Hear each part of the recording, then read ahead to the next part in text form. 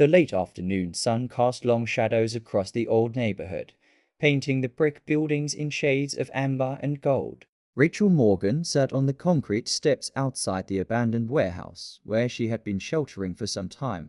Her cream-colored dress, once beautiful, now hung loosely on her thin frame. Worn and stained from weeks on the street dot in her late 20s, she looked both younger and older than her years.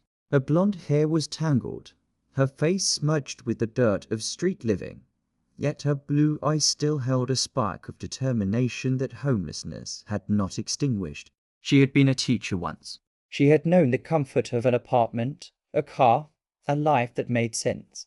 Then her mother's cancer treatment bills arrived, wiping out every last dollar of her savings. The layoffs at her school followed, and finally the eviction. The descent had been swift and merciless. One by one, each safety net had failed until she found herself here, surviving day by day on the streets.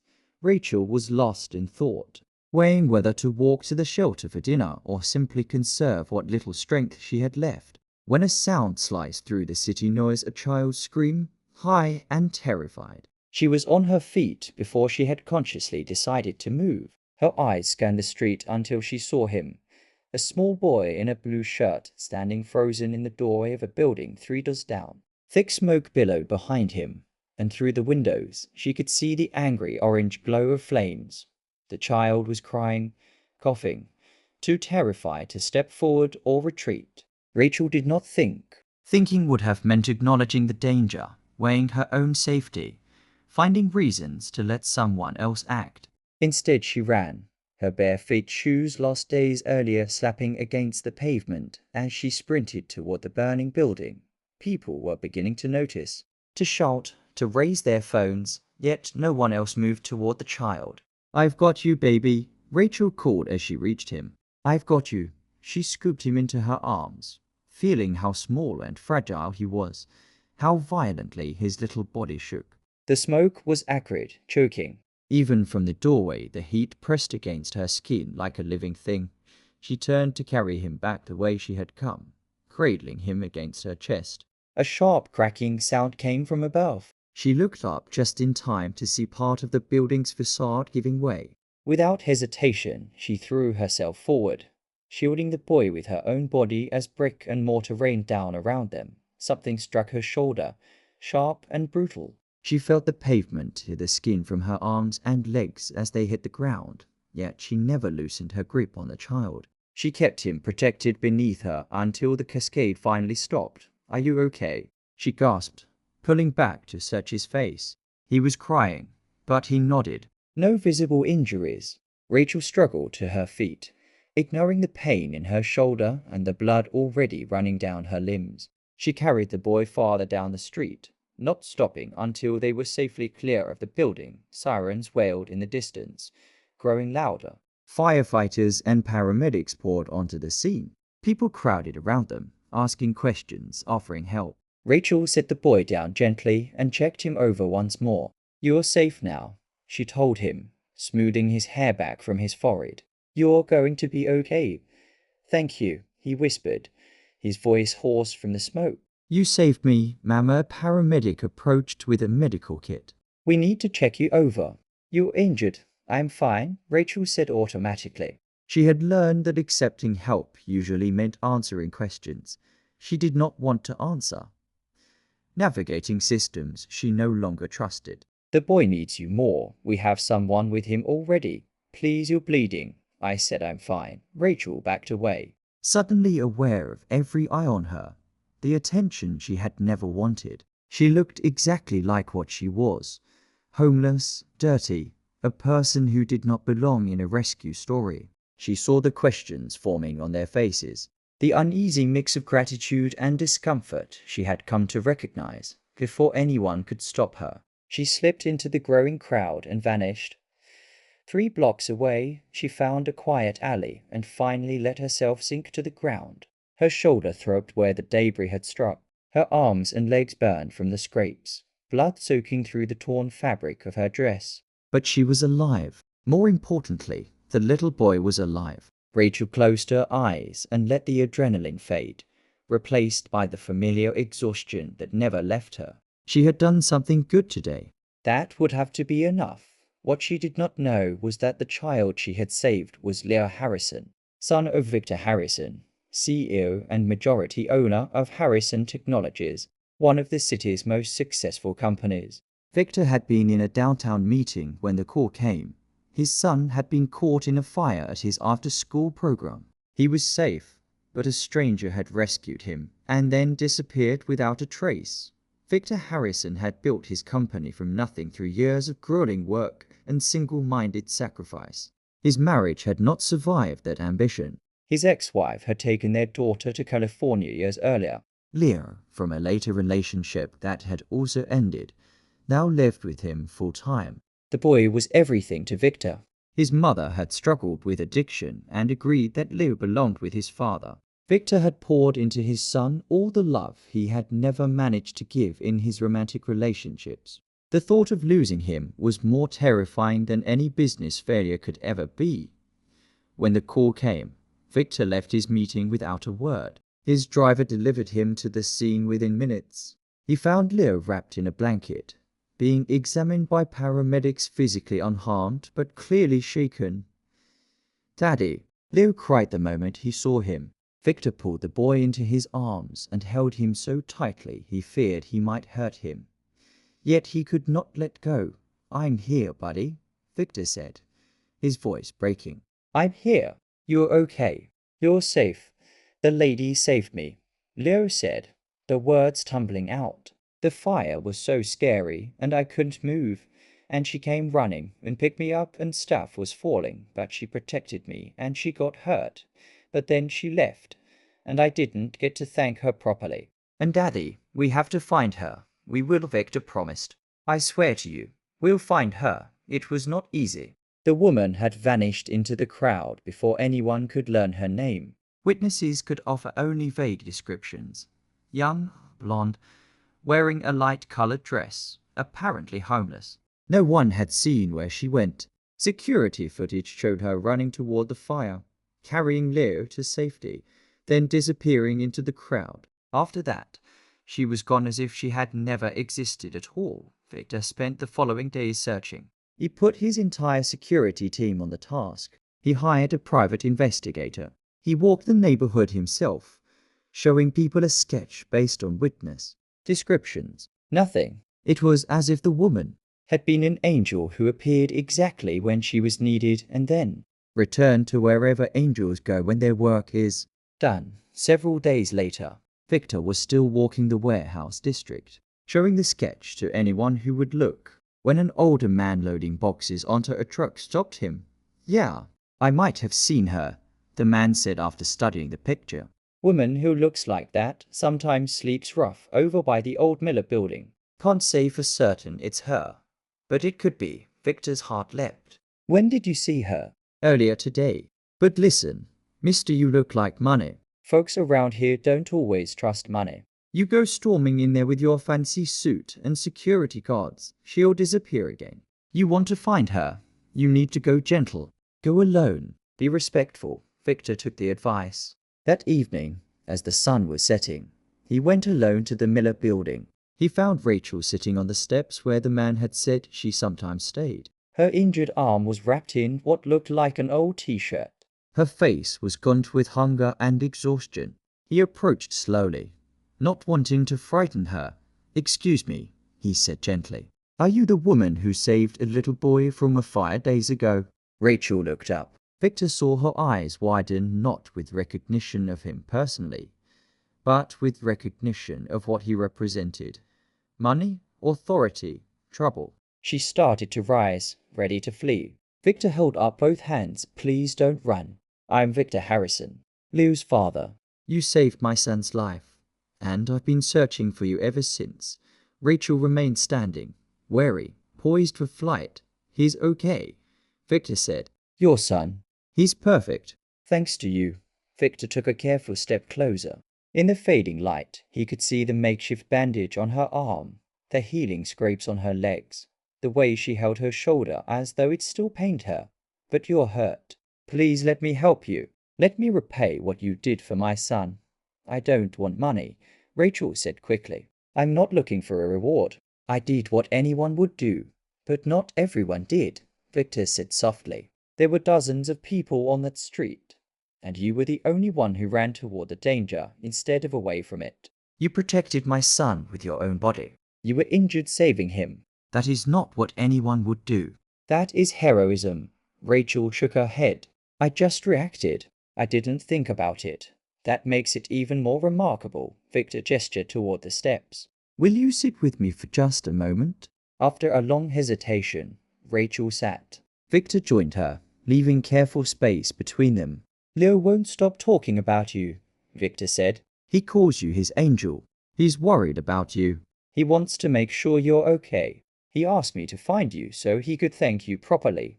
I'm fine. You're hurt, and you're living on the street. Victor kept his voice gentle, free of judgment.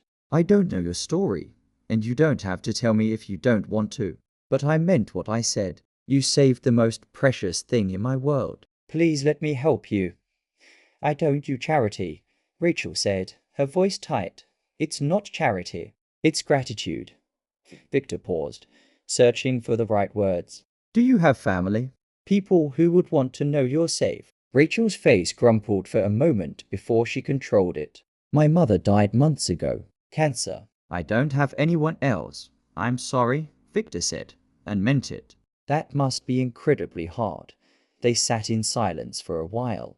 Then Victor spoke again, his voice careful. I have a proposition for you. Not charity, an actual job. I need someone I can trust around Leo. Someone who would protect him the way you did. His mother isn't in the picture, and I work long hours. I have a nanny, but Leo needs more than childcare. He needs someone who cares, who sees him as more than a job. Would you consider being part of his life, working for our family?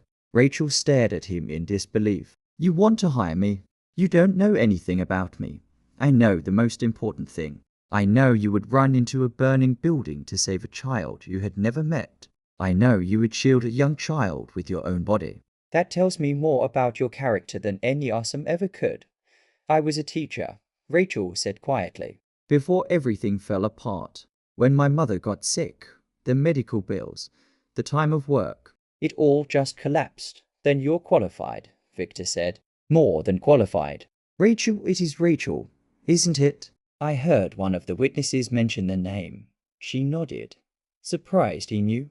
Rachel, I'm not trying to rescue you or save you. I'm offering you a job because you are the person I want in my son's life. Yes, the position comes with housing. You would have your own apartment in my home. Yes, it comes with healthcare and a salary that would let you rebuild. But I am offering it because you are the right person, not because I feel sorry for you. Why would you trust me? I'm homeless. I could be anyone. You're someone who risked her life for others. That's who you are. The circumstances that brought you here don't change that. If anything, they prove your strength. You've been through hell, and you're still here, still fighting, still caring about other people. That is the person I want my son to know. Rachel was crying now, silent tears sliding down her dirty cheeks. I haven't had anyone believe in me in so long. Believe in yourself. Victor said gently. You saved my son. You're a hero. You're stronger than you know. Let me give you a chance to rebuild, not as charity, but because you've earned it, because you deserve it. Rachel thought of Leo's small face, his trust, his fear. She thought of how natural it had felt to protect him, to put his safety above her own. She thought of her mother, who had always said teaching was her calling, that she had a gift with children. Okay, she whispered. I'll try. That night Victor took her to a hotel. He arranged for a doctor to examine her injuries, for fresh clothes to be delivered, for a proper meal to be brought to her room. The next morning, he brought her to meet Leo. The reunion was simple and beautiful. Leo saw Rachel and ran straight into her arms, wrapping his small arms around her waist. You came back. I was so worried about you. Rachel knelt and pulled him into a proper hug. I'm okay, sweetheart. And you're okay. That's what matters. Will you stay? Leo asked, his eyes hopeful. Daddy said maybe you could live with us and help take care of me. Please? I like you. Rachel looked up at Victor. He was watching them with an expression of such profound relief and gratitude that her chest tightened.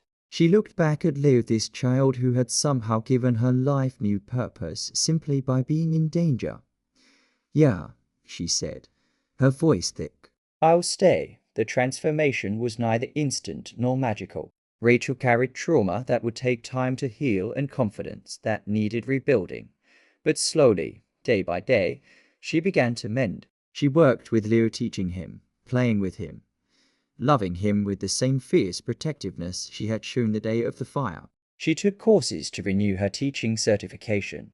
She saved money. She rebuilt a life and remembered who she had been before everything collapsed. Victor watched it all, this woman's courage and resilience, and felt something shift inside his own heart. He had been so focused on work, on success, on achievement that he had forgotten how to build a life. Rachel reminded him what truly mattered: kindness, courage, the willingness to run toward danger when someone needed help. In the time that followed, Rachel returned to teaching, this time at the private school Leo attended. She had her own apartment downtown, her own savings, her independence fully restored. She continued to spend time with Leo and Victor, but now as a friend and as family, rather than as an employee. The dedication of the rebuilt community center that had replaced the burned building. Victor had funded its construction, and Rachel had helped design its educational programs. The three of them stood together. Leo held both their hands when he was invited to speak. Leo's young voice rang out clear and proud. "Rachel saved me," he told the crowd. "And then she saved my daddy too, by teaching him what's really important." "She's my hero." Rachel squeezed his hand, tears in her eyes. She had thought the day in the fire was only about saving Leo. The truth was more layered. Yes, she had saved him, but he had saved her as well. He had given her a reason to fight, to believe in herself, to begin again. That is how it sometimes works. We save each other.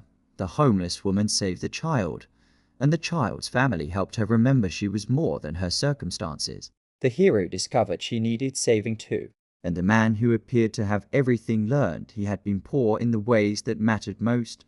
Later, as they walked through the new center and Leo ran ahead to explore, Victor touched Rachel's arm. "Thank you," he said quietly, "for everything. For Leo. Yes, but also for showing me what I had been missing." "Thank you for seeing me," Rachel answered. "Not the homeless woman, but me. A person who made mistakes and had terrible luck, but who is still worth believing in. You saved my son's life." "How could I see you as anything but remarkable?" Rachel smiled. "People see what they want to see. You chose to see someone worth helping. That's rare." "No," Victor said softly. "What's rare is someone who runs into fires to save children they have never met. Everything else follows from that." They stood together watching Leo laugh and play, both of them understanding that the fire which had brought them together had burned away their old selves and forged something new, a family. Perhaps not traditional, but real. A friendship built on mutual rescue and respect. A reminder that courage takes many forms, and that sometimes the person who looks as though they need saving is the one doing the saving. That is the truth about heroism. It is not about having everything. It is about giving everything even when you have nothing left to give. Rachel had proven that. In doing so, she changed not one life, but two, reminding both Leo and Victor that what we value matters more than what we own, and that who we help defines us more than who we impress. The homeless woman saved a child from fire. Minutes later, the wealthy CEO came searching for her. What he found was far more than the hero he expected. He found a teacher, a friend, a reminder of everything he had forgotten in his climb to success. And she found something to not rescue, but recognition. Not charity, but respect. Not an ending, but a beginning. And Leo received his angel, the one who ran into the fire when no one else would. The one who stayed when she could have walked away. The one who proved that real wealth has nothing to do with bank accounts and everything to do with the courage to care, even when caring costs you everything. Years later, when Leo asked Rachel about that day, she told him the story. "You saved me." He insisted, "We saved each other." Rachel corrected gently. That's what people do when they're brave enough. They save each other.